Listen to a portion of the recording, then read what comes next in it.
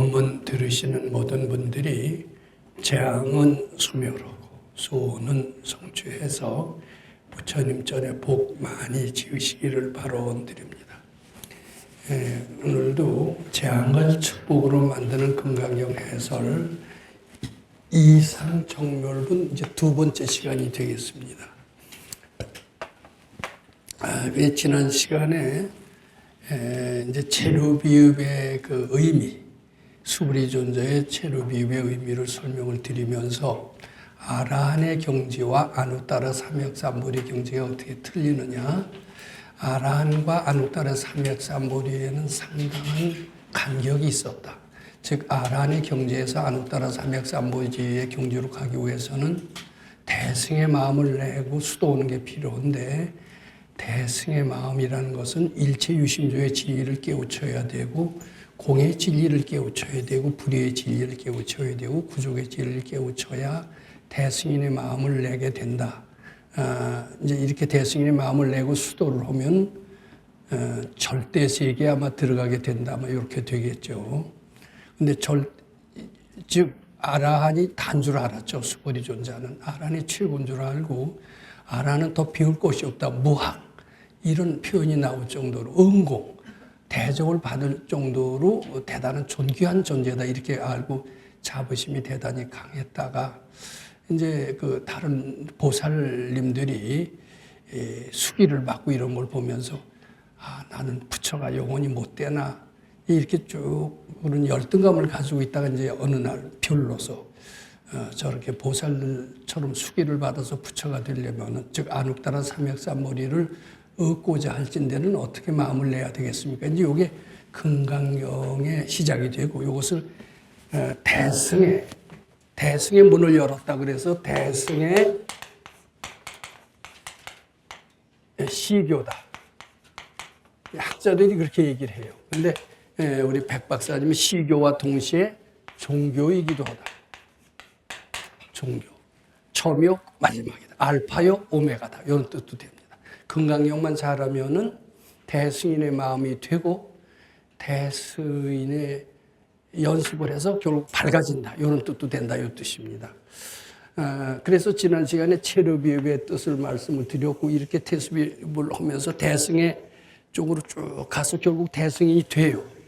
대승이 되니까 이게 너무나 놀랄만한 엄청난 절대 세계가 전개된다라는 것을 느끼고, 그 뒤부터는 이런 부처님의 세계에 지금 완전히 백조가 된 겁니다. 백조가 돼서 백조 노릇을 하니까 참 아주 가슴이 벅찼겠죠.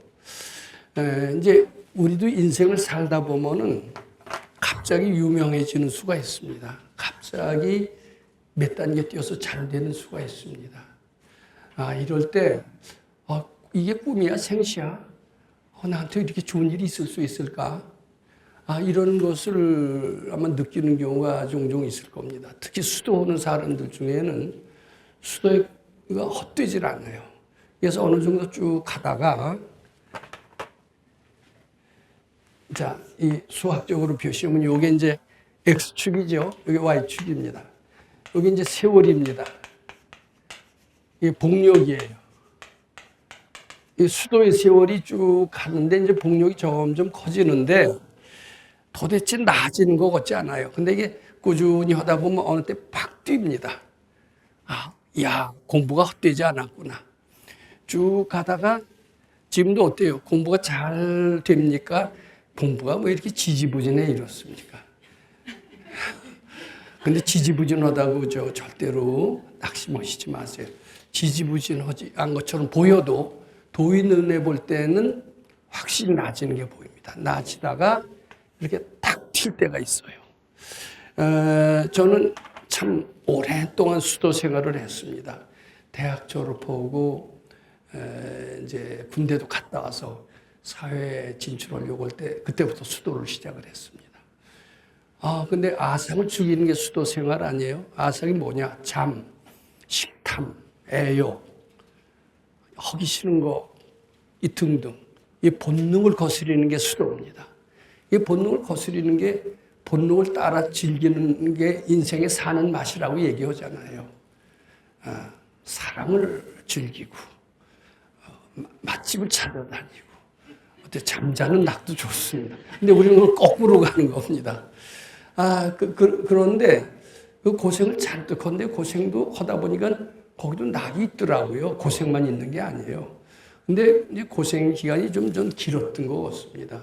근데 제일 해결하기 어려웠던 게 몸은 굉장히 가벼워졌어요. 모든 본능도 다 잠에 대해서도 줄어들었고요. 병약하고 골골했던 게 이제 건강해졌습니다. 식탐도 오후 불식해도 거뜬해요. 근데 아직 오후 불식하면은 몰래 가서 뭐 드시는 분이 아직도 있더라고요. 근데 그때는 달콤하고 좋아도요. 그게 병이 되고 허약의 근본입니다. 이건 배가 고파도 자꾸 받치는 게 좋죠. 그래서 저는 이제 세상에 대해서 꽤 자신 있다고 생각을 했어요. 근데 저한테 해결하지 못했던 과제가 있습니다. 먹고 사는 문제를 능동적으로 해결하는 데는 자신이 없었어요. 저는 먹고 사는 데 대해서는 한 번도 걱정해 본 적이 없었습니다. 왜냐하면 저는 취직이 가장 잘 되는 대학에 들어갔기 때문에 취직 걱정을 한 번도 해본 적이 없었던 거예요. 근데 수도하면서 몇 년을 공부에 놀게 되니까 그 좋은 간판은 말짱 쓸 데가 없어요. 내가 새롭게 일자리를 만들어야 됩니다. 근데 아무런 자격도 없이 내가 자격을 만들어서 먹고 사는 것을 해결한다는 것은 굉장히 어려운 일입니다. 간판을 갖고 먹고 사는 것을 해결한다는 것은 너무나 쉽습니다. 그런 간판은 이미 난 따놨고 먹고 사는 데는 아무 문제가 없다고 생각했는데 그 간판을 사용할 시기를 다 잃어버렸어요. 그리고 이제 맨 땅에서 뭐 헤딩한다는 말이 있듯이 맨 땅에서 다시 일어나야 되는데 뭐를 해야 됩니까? 장사한 거예요. 내가 장사라는 것을 한 번도 해보지도 않았는데 이렇게 해야만이 먹고 사는데 그걸 안 할 수가 없잖아요. 그런 어설픈 아주 아마추어가 장사가 잘 될 리가 있습니까? 없습니까? 아무리 바쳐도 잘 안 되더라고요. 그래도 열심히 바쳤던 겁니다. 참 그때 고생은 이루 말할 수가 없었는데 그때도 지치지 않고 꾸준히 바쳤었어요. 근데 나중에는 이게 내 길이 아니다 하고 생각을 하고 결국 이제 대학원을 가게 됐다라고 내가 이 자리에서 많이 얘기를 했습니다. 그러면서 나는 공부가 계속 왜 이렇게 퇴보를 하나? 내가 공부 상당히 잘못하고 있는 게 아닌가? 아상이 점점 더 죽어가는 게 아니라 아상이 쌓여가는 게 아닌가? 그러기 전에는 내가 하는 일마다 이렇게 안 될 수가 있는 게 아닌가? 이런 생각을 했던 것 같습니다. 그래서 이제 선생님 시키는 대로 다 했습니다. 정말 죽을 길을 쓰고 했습니다. 선생님 너무 하신 것 같았어요. 저처럼 선생님한테 충성을 여기 일편단심조가 있죠. 일편단심조도 몇 배 일편단심조를 했는데 되돌아오는 것은 허탈과 고생과 이거밖에 없었습니다. 그래도 바쳐야 돼요. 그것도 바쳐야 돼요.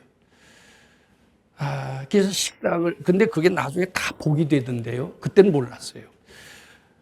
그러다가 이제 제 첫 번 직장이 고등학교 선생이었어요. 이때 딱 되니까 먹고 사는 문제는 해결이 됐다고 생각했어요. 그리고 이제 고등학교 선생 노릇하면서 생전 수도만 하면서 살고, 전 고등학교 선생은 사실 제가 대학 다닐 때만 해도 여기 고등학교 선생님 계신지 모르지만 우리 다닐 때는 사범대학을 좀 공부를 덜 하는 애들이 갔고요.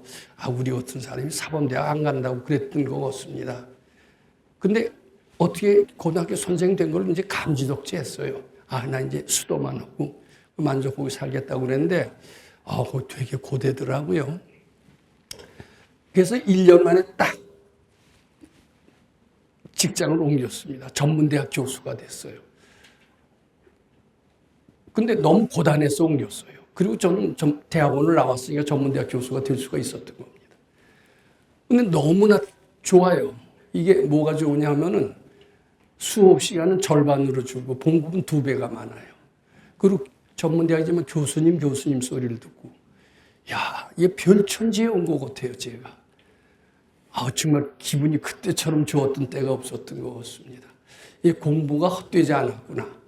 이제는 동창회에도 가끔 고개를 내밀 정도는 됐던 것 같습니다. 예전에 연희 전문, 보성 전문, 그 전문 학교는 대단한 수준의 높은 이제 학교라고 생각을 했고, 우리 아버지는 그런데도 못 나오셨으니까 전문학교 대단히 높았는데 내가 전문학교 교수가 됐어. 그때 내가 꿈이야 생시했던 것 같습니다. 근데 그때도 어땠냐면 바쳐야죠. 바치는 게 뭔지는 몰랐는데 알고 봤더니 그때 불경, 불포, 불회하는 게 바치는 거예요. 이제 조금 있다가 또 이제 저는 4년제 대학 교수가 됐어요.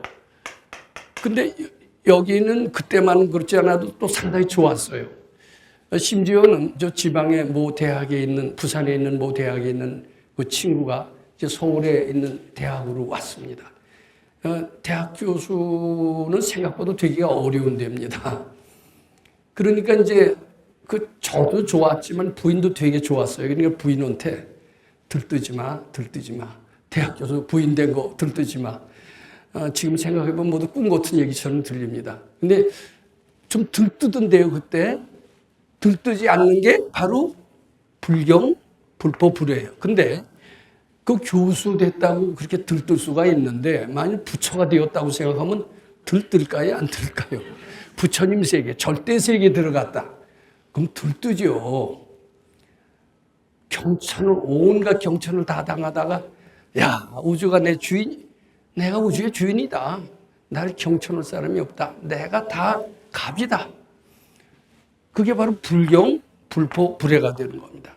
그렇게 되니까 그 세계, 절대 세계의 법칙을 설명해 놓은 게 요겁니다. 요게 뭔지는 몰랐어요. 그랬더니 이게 절대 세계에서의 부처님의 법칙, 이것을 이렇게 표현한 겁니다. 열애설 제일바라밀이 즉비 제일바라밀일세 심용 제일바라밀, 인욕바라밀은 열애설 비인욕바라밀일세 심용 인욕바라밀. 이게 이제 절대 세계에서의 부처님의 법칙이에요. 근데 이게 그러면 이걸 갖고 희망과 용기를 얻는다는 생각을 전혀 하지 못했었습니다. 근데 금강경 자꾸 읽고 보니까 열애설 제일바라밀이 즉비 제일바라밀이요 심용 제일바라밀, 요것을 갖고 저는 희망과 용기를 얻게끔 됐습니다. 이 구절이 굉장히 희망적이었어요. 제가 부처님 세계를 전혀 몰랐을 때는 이 구절은 저한테 아무런 희망과 용기를 주지 못했습니다. 근데 이 금강경 자꾸 읽고 실천하면서 제가 고등학교 선생하다 전문대학 교수가 되고 자신이 업그레이드가 되면서 불경불포 불회하게 되면서 제가 이제 대학 교수였습니다만 어떤 대학 교수했던 그 동료 부인이 있습니다. 그러다 그이는 장관으로 발탁이 돼서 갔어요. 장관으로 가서 한 4년을 장관을 하다가 이제 끝났는데 장관을 하다 보니까 다시는 대학 교수 오고 싶지 않더래요. 저는 대학 교수가 최고인 줄 알고 불경불포 뭐 했었는데 장관하고 보다가 하니까 대학 교수님 할 게 아니야. 너무나 초라해. 자, 우리가 절대 세계 들어가면 장관이 어떻게 보일까요? 장관은 뭐 한심한 거죠. 장관 갖고선 저거는 그건 사실입니다. 근데 이제 이 금강경 맛을 보니까 이 구절이 참 희망과 용기를 줘. 어째서 희망과 용기를 주느냐? 우리는 인색했습니다. 제일 바라밀이 뭐냐면 우리말로 표현하면 보시바라밀입니다. 보시하는 게 좋아요. 이제 베푸는 걸 보시라고 그럽니다. 근데 주기가 좀 싫었어요. 그리고 반대로 선물 받는 거는 아주 이까에 회심해. 어때요? 오늘 누구한테 선물 크리스마스 카드가 왔네. 카드 몇 장 받았네. 어느 집을 갔더니 연합 카드를 해서 방에다 쭉 전시해 놨어요. 나 카드 많이 받았다. 받는 게 좋잖아요. 이제 저는 받는 기분이 얼마나 좋을까. 나는 받지도 못하는데 이 생각을 많이 했다가 제가 이게 싹 바뀐 게 있습니다. 무료 급식 몇 년 하고 나니까 점점 받는 게 별 의미가 없어요.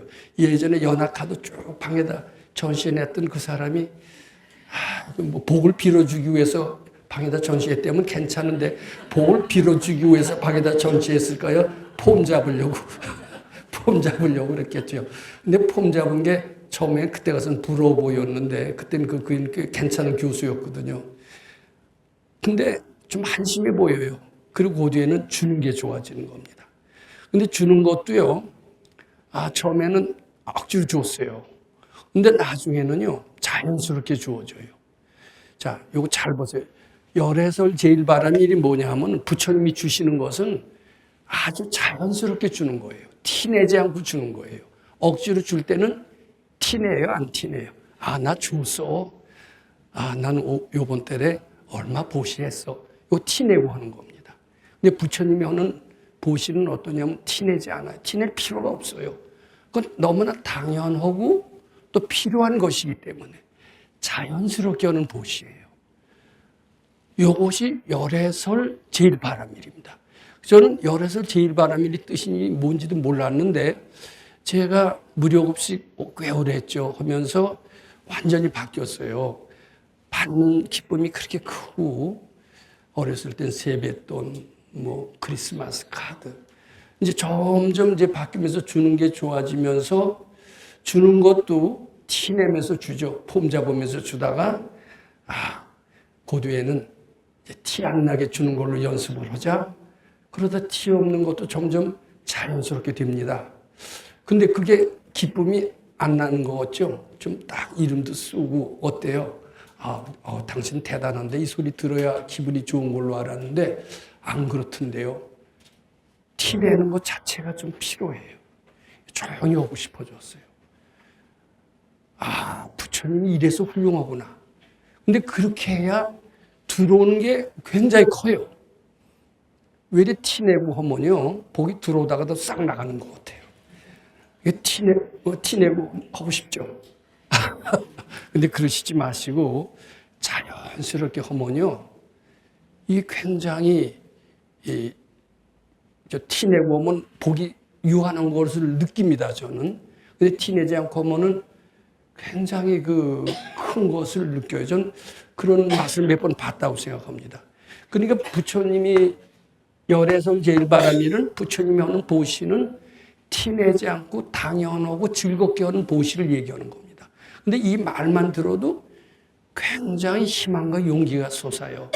그전에 나하고 전혀 무관한 별천지에 도인이나 하는 그런 법칙인 것 같아서 그건 나한테 무관한 얘기를 왜 해놓으셨나 이랬는데 내가 보시의 맛을 보고 또 무주상 보시의 맛을 보고 티 안 내면서 하니까 내가 기분이 더 든든하고 좋고 우주가 나와 하나인 것 같고 그렇게 해서 그런지 더 나한테 들어오는 것도 커지는 것 같은 것을 느끼면서 열애설 제일 바람일 이 소리만 들어도 평범한 얘기 같지 않고 울림이 있는 것 같아요.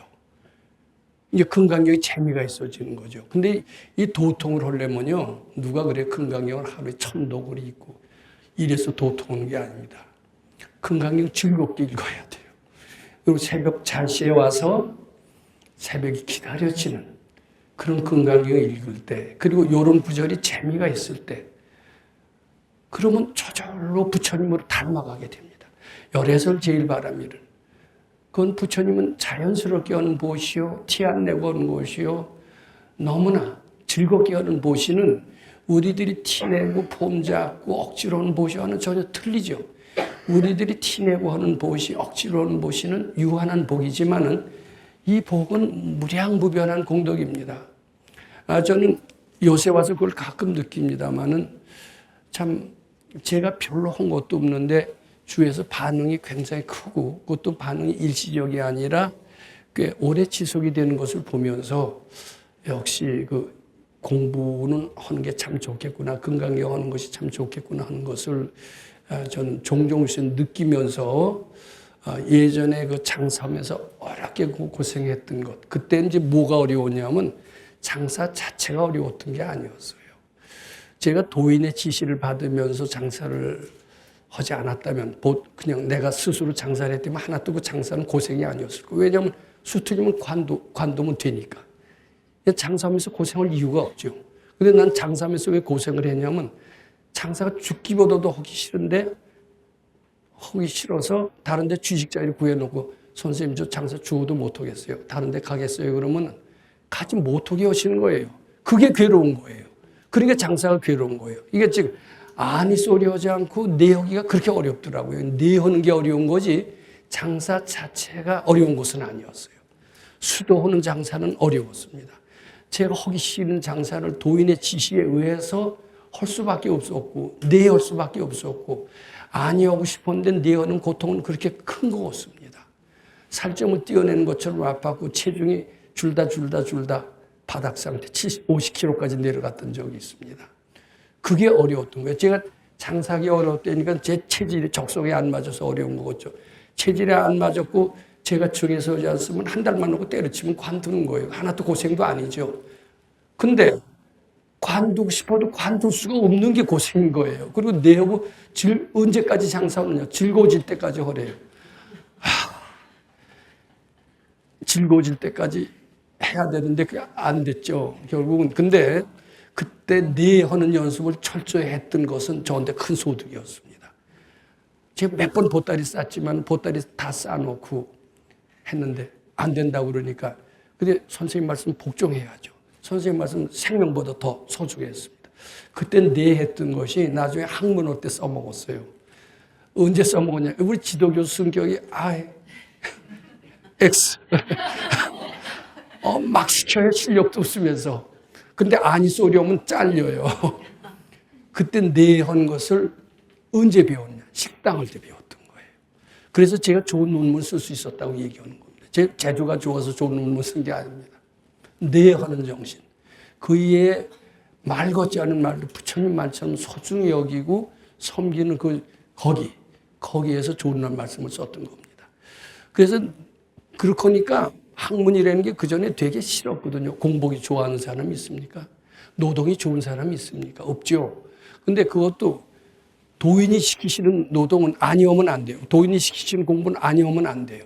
지도교수가 시키는 공부를 아니하지 않고 하면서 했더니 그리고 그걸 기쁘게 해드리기 위해서 했더니 어느 반전점을 돌아서 즐겁게 변하더라고요.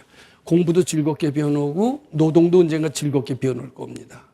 보시도 즐겁게 배우는 것은 제가 무료 급식 오래 하면서 어떤 그 임계점이라고 합니다. 자연과에서는 크리티컬 포인트를 지나면서 즐거움으로 표현해요. 그것이 바로 부처님 마음이 나한테 임했다 이 뜻입니다. 그러면 하기 싫은 보시도 즐겁게 되고 하기 싫은 공부도 즐겁게 되고 하기 싫은 노동도 즐겁게 된다. 이렇게 이해하시면 됩니다. 그럼 열애설 제일 바람일은 즐겁게 된 마음으로 한 보시는 희망과 용기를 주고 무한한 복을 준다. 우리들이 생각하는 억지로 하는 보시와는 너무나 틀리다. 이렇게 되는 겁니다. 그 뒤에 이제 인욕바람일도 마찬가지예요. 우리가 생각하는 인욕바람일. 인욕 자체가 쉬워요, 어려워요? 제가 여기서 법사가 뭐라고 나무래도 화를 벌컥 내요. 그러면은 법사가 뭐라고 나무래도 화를 벌컥 내는데 하물며 같은 또래가 자존심 상하게 하면 싸울 거예요. 그렇죠? 근데 싸우지 않고 내 허물을 일깨워주니 고맙다 이렇게 된다는 게 쉬운 일이에요? 안 쉬운 일이에요? 안 쉬운 일이죠. 근데 그걸 자꾸 고맙다. 저게 내 모습이다.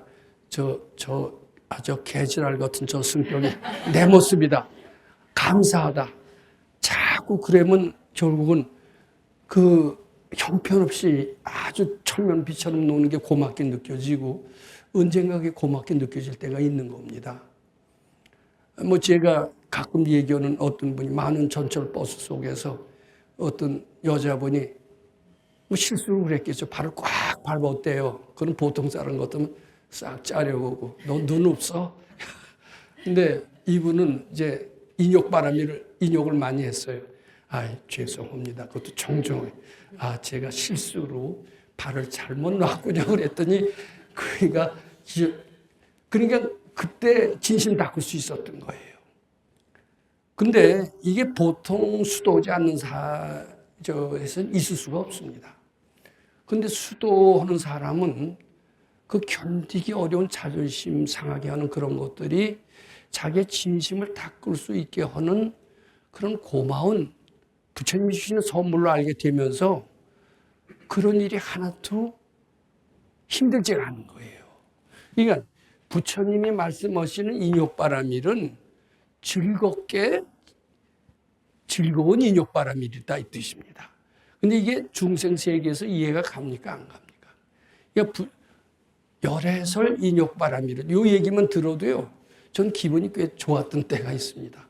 아, 부처님의 세계에서는 그 인욕이라는 게 참 고맙게 자존심 상하게 하는 것이 불쾌하게 들리지 않고 고맙게 들리는 그런 분이시로구나. 생전 듣도 보도 못한 소리다. 이런 소리의 귀한 말씀을 금강경에서 해주시니 그 소리만 들어도 아, 희귀해. 이렇게 얘기하시는 분이 다 있나? 근데 얘기하시는 분도 있고 실천하시는 분도 있고 실천해서 지옥을 극락으로 만드는 분이 있더라고요. 또 지옥을 극락으로 만드는 요령이 다른 데 있지 않더라고요. 지 마음을 인욕을 잘 받쳐서 착각인 줄 알고 받쳐서 그렇게 되면 바로 지옥이 극락이 되는 것 같아요. 그 제가 금강경 수도해 가면서 그것을 많이 느끼게 됩니다. 그래서 이 구절이 해석이 잘 안 됐어요, 그 전에. 근데 이제 자꾸 수도하면서 되게 이해가 가시죠? 마음속에서 이제 주고 싶은 거는 많이 좀, 저는 이제 제가 무소유가 됐잖아요. 집 있는 거 다 바쳤어요. 저는 무소유가 되고 싶었어요. 그랬더니 누가 원하지로 않는데 억지로 내 이름으로 하라고 해서 억지로 떠맡아다는 집이 있어요. 이제 그것도 바칠 거예요. 근데 저 집 없고 이래도 하나도 붕하지 않아요. 그리고요, 뭐 제가 가난하지도 않아요. 왜냐하면 저를 쓰라고 한 건 아닌데 성금이 너무나 많이 들어와요. 제가 은행에 갔더니 이렇게 성금 다달이 몇 년씩 꾸준히 한 데가 없대요. 이게 나만큼 저축 잘하는 데가 없다면 최고 부자라는 뜻 아니에요. 물론 그 돈은 내가 한 번도 건드리지 않습니다. 근데 써도 갖다 주고 이래요. 자, 이게 극락세계 아닐까요? 달라고 그러면 더 도망갔을 거예요. 그래서 저는 요 열에서 제일 바람이, 즉비 제일 바람이 아주 실감납니다. 요거 진심 닦기가 좀 어려워. 요거 탐심 닦는 거죠. 요 진심 닦는 겁니다. 근데 진심도 닦으면은, 누가 자존심 건드리면 어때요? 법사가 자존심 건드리면 이제 법당에 안 나와요. 그 날부터. 근데 뭐 제가 자존심 건드리지도 않겠지만, 자존심을 건드리는 소리를 들었어도 고맙게 생각하시고 감사하게 생각하시고, 그럼 요 구절이 실감이 나고요. 실감하면 금강여기가 재미있고요. 금강여기가 재미있으면 그것은 점점 더 밝아질 수 있다. 이렇게 말씀을 드립니다. 그래서 이렇게 되니까 요 구절이 이해가 되고 해석을 할 수가 있고, 요 구절을 들으면서 주는 게 자연스럽고 즐거워. 이게 상상할 수 있습니까? 없습니까? 난 그전에 상상할 수가 없었던 것 같아요. 무조건 퍼주는 게 아닙니다. 근데 줄 때 가서 준다면 참 즐겁고 보람있고 좋거든요. 무소유가 돼도 하나도 두렵지가 않거든요. 그 다음에 인욕도 마찬가지일 거예요. 누가 나 망신 주는 거 자존심 상하다고 그러고 우선 이제 싸우려고 그러죠. 근데 그게 우리가 저게 내 모습이다 이렇게 생각하고 자꾸 받쳐봤어요. 제가 몇 건은 안 했지만 몇 건 했습니다. 그랬더니 그 사람이 정말 변호입니다. 확실해요. 나 자신도 그런 경험을 했고 다른 사람을 시켜서도 해봤어요. 그랬더니 내 마음속에서 그걸 미워하지 않고 저게 내 모습이다, 감사하다, 사랑합니다 소리가 나와야 안 나와요. 입에서 욕부터 나오는데. 근데 억지로 이제 듣는 데서는 절대 안 나오니까 속으로 사랑합니다. 이제 사랑합니다 나오다가 싹 사랑은 무슨 사랑. 이래도 이제 사랑합니다. 자꾸 그러니까 사랑합니다가 조금 나와요. 근데 그러니까 미운 생각이 가라앉고 나만 가라앉으면 뭐래. 저게 안 변하는데 저게 변해야지. 변할까요? 안 변할까요? 근데 변해본 체험이 없으면 말도 못 하시죠. 근데 한번 진심 닫고 그렇게 해보세요. 내가 변하면 확실히 변합니다. 싸울 필요가 없어요. 저는 그런 걸 몇 건 느낍니다. 그러니까 이 구절이 굉장히 실감이 나요. 이게 바로 그거예요. 제가 종합해서 말씀드립니다. 제일 먼저 왜 체류비읍이 됐느냐? 이미 수보리 존자는 아란의 경제를 다 체험을 했고 생사해탈을 다 했습니다. 그에게는 고통이 더 없어요. 자기는 갈 때까지 다 갔다 이렇게 생각을 했어요. 그런데 안옥다라 삼약삼보리에 대해서는 여전히 의문이 남는 거예요. 그 안옥다라 삼약삼보리를 어떻게 한번 자기가 체험해보고 싶은데 어떻게 수도를 해야 체험하겠습니까? 이제 이렇게 물었던 거예요. 그랬더니 안옥다라 삼약삼보리는 바로 우주의 주인이 되는 것이다. 바로 네 마음이 모든 그 만물의 난제를 해결하는 열쇠인 것을 알아라. 이제 그렇게 오면서 안옥다라 삼약삼보리를 이해하기 시작하는 첫 삽을 뜨시는 겁니다. 그 다음에 공의 진리, 불의의 진리 쭉 하면서 안옥다라 삼약삼보리라는 게 뭐로구나 이해하면서 아주 실감을 느꼈죠. 그러면서 이제 체르비읍을 했습니다. 그러면서 이제 대승인이 되고 절대 세계로 딱 들어갔어요. 든든해졌어요. 내가 이제 우주의 주인인 것 같아요. 이제 그래도 들뜨면 다 날아갑니다. 그러니까 불경불법을 해서 아주 든든해서 우주의 주인이 되니까 그전에는 주기 싫은 게 아주 즐겁게 주고요. 자연스럽게 주고요. 주니까 또 그 이상이 자꾸 되돌아와서 들어옵니다. 특히요. 마음속으로 사랑을 한번 좀 베풀어 보세요. 주위 사람한테 베풀어 보세요. 특히 제일 꼴보기 싫은 사람. 그 사람한테 자꾸 뭐 입으로 사랑합니다 소리는 안 나오시죠. 안 나오니까 속으로 저희가 부처님전에 복 많이 지길 바랍니다. 하루에 1000번. 확실히 효과가 있습니다. 그리고 미운 마음이 사라지고 그럼 세상이 어떨까요? 극락세계가 되죠. 그러니까 거기가 또 변하거든요. 그건 확실해요. 이게 바로 그런 절대세계의 경지, 극락세계의 경지를 그대로 써놓은 게 열애설 제일바라밀이 즉비제일바라밀이요 심영제일바라밀이 되고요. 이 구절을 읽으면은 극락세계의 경지를 써놓으셨구나. 마음이 든든하구나. 이제 이렇게 됩니다. 자, 근데 이제 그 뒤에 이제 극락세계 경지에 들어갔어요. 이제 극락세계에서는 이제 어떠냐? 이제 거기에 나옵니다. 이제 그 책에 우리 본문으로 들어가서 한번 다시 해석해 보고자 합니다. 수보리야 인욕바라밀을 열애설비 인욕바라밀이니라. 그 뒤에 설명이 나와요. 하이고 수보리야 여하석의 가리왕의 할절 신체 할세 이시에 무하상 무인상 무중생상 무수자상이니 하이고 왕석 절절지혜시에 야규 아상인상 중생상 수자상이면 응생진안하리라.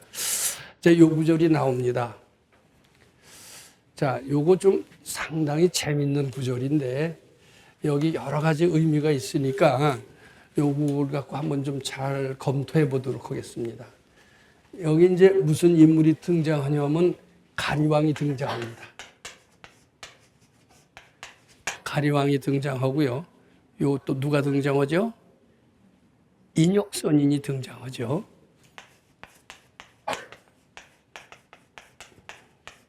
인욕선인은 서가열의 전생의 수도자의 모습이 인욕선인으로 나왔습니다.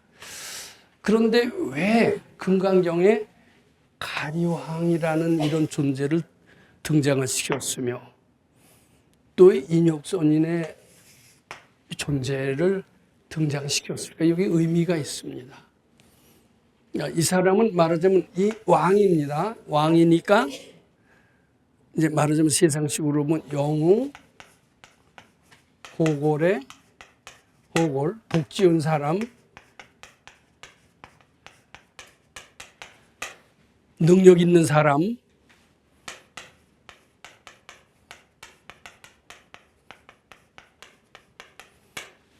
백전백승하는 사람,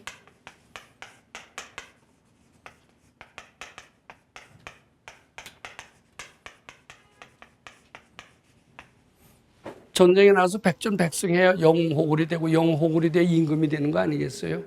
뭐 이제 초한지 초나라 한나라 싸웠을 때 유방이라는 사람은 백전 결국 싸워서 이겨서 왕이 됐습니다. 삼국지에도 결국은 뭐 조조가 왕이 되고 이런 것도 싸워서 이겨야 되는 거예요. 영웅호골이 되는 거예요. 그런데 반대로 인욕선인은 어떤 분이냐? 즉 도인은 어떤 분이냐 하면은 요건 누구하고 싸우냐면 마음 밖에 있는 존재하고 싸워서 이기는 걸 얘기하는 겁니다. 그런데 저 성자나 도인은 자기 마음속에 번뇌, 마음속에 번뇌와 싸워 백전백승하는 사람입니다.